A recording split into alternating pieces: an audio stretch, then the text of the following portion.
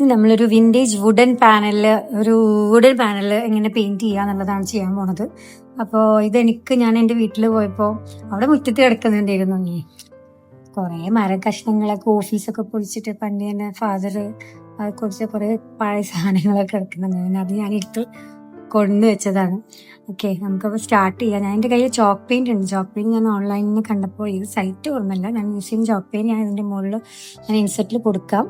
അപ്പോൾ എനിക്ക് കോമ്പിനേഷൻ എനിക്ക് എപ്പോഴും വിൻറ്റേജ് വുഡൻ അതൊക്കെ കേൾക്കുമ്പോൾ എനിക്ക് എപ്പോഴും ഓർമ്മ വരുന്നത് ഒരു പെയിൽ ബ്ലൂയിഷ് കളർ, ആ ഒരു കളറില്ലേ, അതാണ്. അപ്പം ഞാൻ വിചാരിച്ചു ആ ഒരു ഇത് ചെയ്യാം. അങ്ങനെ ഞാൻ 2 കളർ മിക്സ് ചെയ്ത കളേഴ്സ് ഞാൻ ഇവിടെ കാണിച്ചിട്ടുണ്ട്.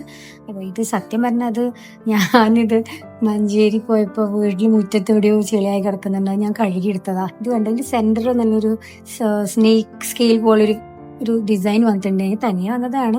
ഞാൻ അത് വിചാരിച്ചാൽ എന്തെങ്കിലും ചെയ്യാം. പിന്നെ ഞാൻ മാറ്റിയിട്ട് ഞാൻ എന്തൊക്കെയാ, എൻ്റെ കുറച്ച് ഡീകൂപ്പേജ് പേപ്പർ ഞാൻ ആമസോണിൽ നിന്ന് വാങ്ങി. കുറേ വർഷങ്ങളായി, 4-5 വർഷങ്ങളായിട്ട് ഞാൻ ഇത് യൂസ് ചെയ്തിട്ടില്ല.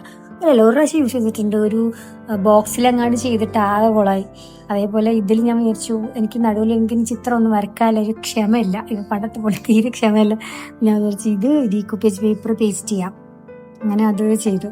സംഭവം സെൻറ്ററിൽ ഇതൊരു മാച്ചിങ് ആയിട്ട് തോന്നി. ഈ ഒരു ഷെയ്ഡ് കുറേ ഉണ്ടായിരുന്നുണ്ട് കേട്ടോ, അത് ഷെയ്ഡ് മാച്ചിങ് ആയി തോന്നി. അങ്ങനെ അത് വെച്ചു.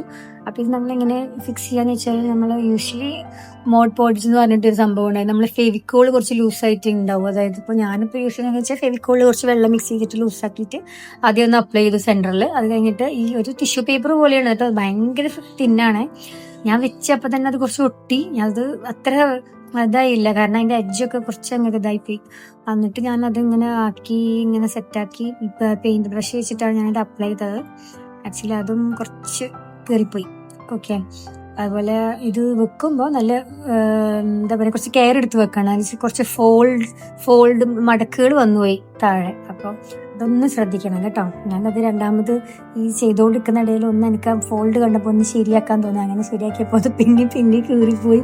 കയറിപ്പോയി അതാണ്. അപ്പം നല്ല കെയർ ചെയ്തിട്ട് ബബിൾസ് ഒന്നും വരാതെ സ്ട്രെച്ച് ചെയ്തിട്ട് വേണം അതിടാൻ.